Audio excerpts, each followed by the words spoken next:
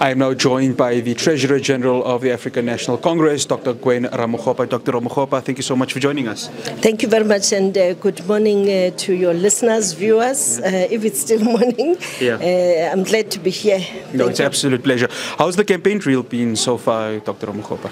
Oh, the campaign is good, and we are really inspired and encouraged at the number of families, of individuals, young and old, who are so positive about our country, who appreciate that the 30 years have really changed South Africa for the better, and that, yes, there were issues, for instance, issues of logistics, issues of load shedding, issues of what is it again?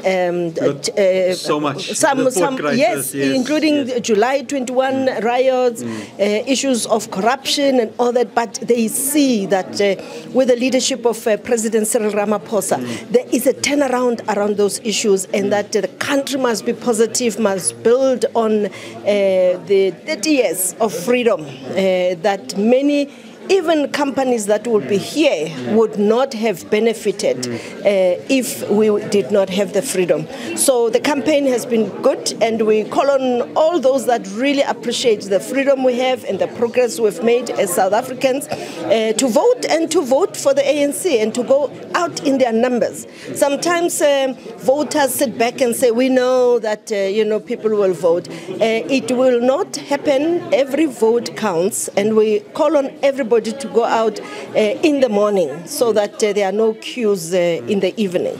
Your predecessor, Dr. Poza, said that the disclosure, of course, of Political Party Funding Act was a necessity. I just want to get your take on it, because obviously the citizen wants to know who they're voting for, but who are the backers that are voting for the specific parties? The political party funding, yes, it is necessary, because its objective was to protect our especially political parties from undue influence by corrupt businesses, and also by foreign interests, which were a risk to our democracy.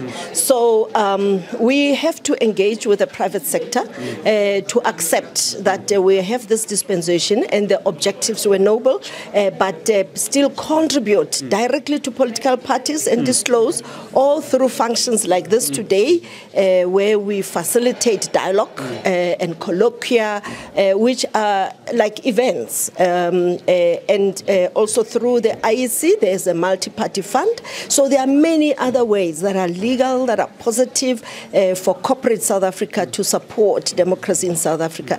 And we really ask corporate South Africa to dig deep, because we are few, those that have prospered, and we need to lift the majority of our people in South Africa. Dr. Ramokgopa, unfortunately time is against us. Thank you so much for joining. Thank you very much for coming.